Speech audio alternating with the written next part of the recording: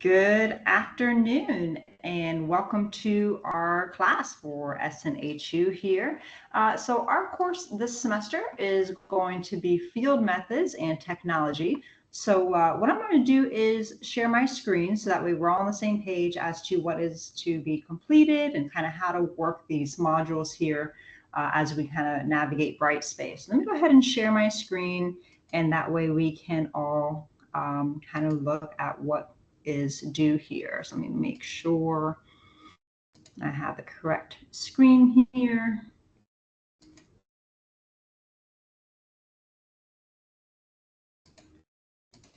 And not that one. So let me share my other one here. Okay, so you should see this screen here again, and this is looking at Module 1. Actually, let me go ahead and put this, sorry about that. Let me go ahead and put it on a different window here. And that way we can take a look here.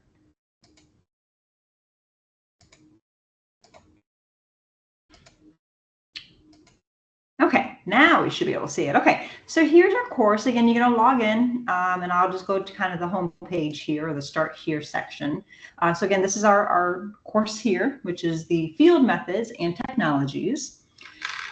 So again, you can read over the Start Here. This is just some general notes. Here you also see the syllabus, so some information here about any requirements, some information about how to order your lab kits as well. So make sure you do order your lab kits. So again, some information here from ordering.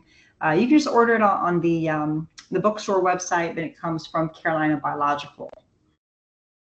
We do use Turnitin, so that is it basically checks for plagiarism. So make sure that you are not plagiarizing. Make sure that you are submitting your own work. There's a link here about some general questions. So if you ever have anything, you can click this. It goes to discussion forum. Just know that we all see those questions. So for instance, if you just have a general question, hey, I haven't gotten my lab kit, what should I do? Just know that my answer is going to be for everything. So I wouldn't put a question there, hey, why did I get a 20 on my assignment? That way, because we would all know you got a 20. So just kind of make sure that you address the appropriate questions there, because we all see it. So under, we'll go to Module 1 here. And before we go into Module 1, because there is a lot of different information, just kind of wanted to introduce myself to the course, or to the class here. So you'll be seeing these videos once a week. Typically, I'll post them on Mondays. And it's just going to be a quick little overview as to what is due for the week, any reminders, any links, or anything like that. I've been teaching here at SNHU for about 2 years. So I mainly teach in environmental science, life sciences, sustainability, those kind of courses. My day job is I work for a local, or my county's Environmental Protection Commission, and I do wetland permitting, wetland line delineations, they're called, where you go out and identify plants and soils and see whether you're within a wetland area. And then I also look at phosphate mining and their wetland impacts and reporting. So that's kind of a little bit of information about me. I live in Tampa, Florida, and I have a husband and 2 children. I have a daughter that's 11 and a son that's 8. So like you, very, very busy with kids and work and life. So I totally get it. So with that, let's go ahead again into the Module 1.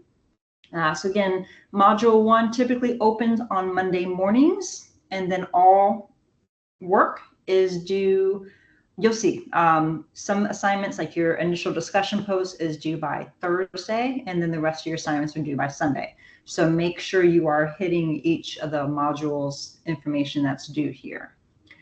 Each module is going to begin with a quick introduction of this week's topics. So for instance, here we're going to focus just on laboratory safety procedures, how to collect data information, some field methods, some graphing as well too.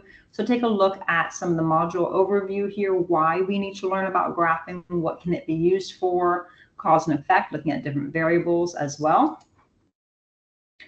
There are a few assignments to complete this week. So here are some, before you go into the assignments, here's some great resources. So these are just, you don't have to read them. Some of them are required. There's also some optional ones as well too. So in your textbook, again, you should have a textbook called Field Work Ready, an introductory guide to field research for agriculture. So make sure you review chapters 1 and 3. You're also going to be reading the lab safety manual. So these are all quick links. You can just click on them and it takes you right to it. I think it put me on a different page here, so you may not see it. Anyway, it takes you right to it here. There's another reading here about just descriptive statistics, so looking at definitions, applications, examples. There's a few videos here about statistics, looking at Excel and how can the Microsoft Excel can help calculate different variables here. And then some other videos as well. So quite a few videos and readings to do for the week. So make sure you pace yourself and time management as well.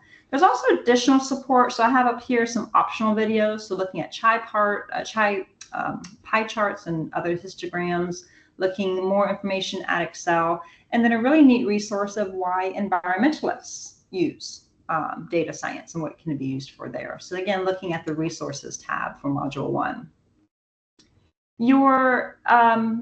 Your discussion for this week. So each week you'll have a discussion. So here and it has a great job as to what to do. So your initial post, you're just going to introduce yourself to the class. What's your major? If you feel comfortable, some personal information about where you live, your home life, what you do for a living. Describe the area of environmental science that interests you and why. Any type of environmental lab or fieldwork experiences you have. So that would be very helpful. And any concerns or challenges. Don't feel embarrassed or, you're going to get points off or anything. So we want to be honest, what are some challenges or concerns you have with our course? I'm sorry, not our course, but like looking at weather conditions or limitations when you're out in the field. So for instance, for me, because I'm out in the field a lot, one thing I am always worried about is hornets and wasps, because you never know what you're going to encounter. So that's always a fear of mine or a concern of mine. And then for your response posts, you can use what you learned this week and kind of address some of the challenges and concerns from your peers. And then maybe you can also provide 2 safety practices that you could use or they could use to help mitigate or reduce those issues. So if you look on the discussion rubric, and again, I'll take you to a different page, you may not see it here, it has what to do. So again, your initial post should be completed by Thursday and your 2 follow-up responses by Sunday. For your follow-up responses, don't say, I agree, or good job, or yeah, that sounds good. We need some information. So make sure you include as much information as you can.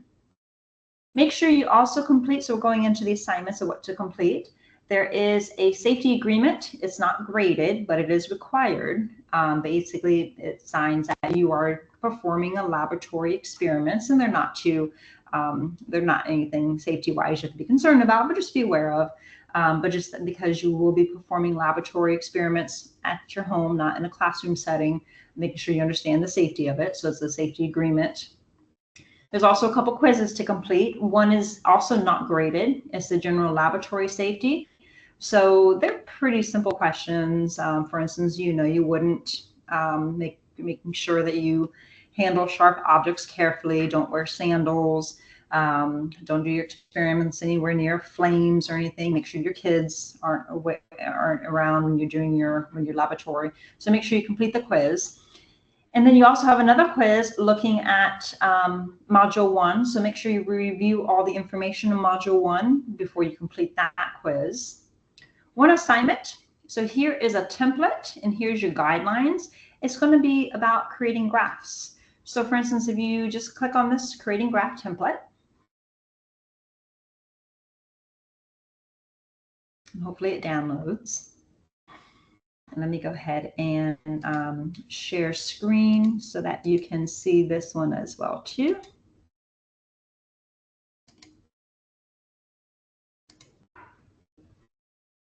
You should be able to see this. So this is the template here. So you're going to generate 2 graphs. You're going to look at a scatter plot and a line graph. And it gives you a little scenario here, what you're doing. So here's how you're going to graph the data. Make sure you label the graph, also address the questions as well. So what does a correlation coefficient measure? What does a positive correlation signify? So make sure you address the questions as well. There's also an activity 2 portion, and this is, again, another scenario here where you're looking at some data. You're going to be graphing it and calculating mean and standard deviation. So make sure you create your graph and label it, and also address these questions as well too. Okay.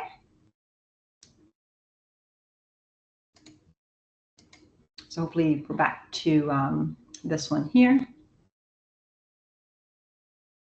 Make sure you review the rubrics and guidelines for that one. And then also review your milestone 1 final project. So for instance, if you click on guidelines and rubric, I won't share screen, but I'll just kind of review it because it's just reviewing it just to be aware. So in this milestone, you're going to begin your habitat evaluation. You're going to select a site and develop an objective statement. So it has like a step-by-step of what you're going to be doing here. So I would go ahead and make sure you do take a look at it. It can't hurt to, be aware. I know it's only the first day of the course, but basically you're going to be identifying a local habitat. You're going to be doing a site description of it. You're going to include an image of your habitat and a clear objective of what you're evaluating here. Are you looking at human impact? Are you looking at species survey? So you're going to be submitting a paper for this, typically 1 to 2 pages, APA format, and then it has a lot of different step-by-step factors to use for this, looking at the SMART objective statements and also looking at the rubric, so what I'm going to be using to grade your paper. So just make sure that you take a look at it and you're aware of it, but nothing due yet for this one. So again, kind of going back up here, what's due quite a bit.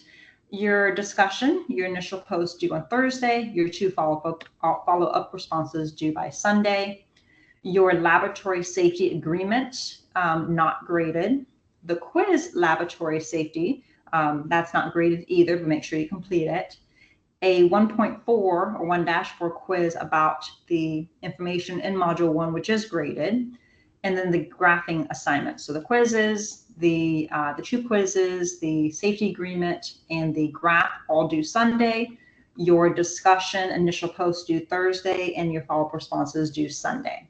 So let me know if you have any questions, and I look forward to some great discussions online this week.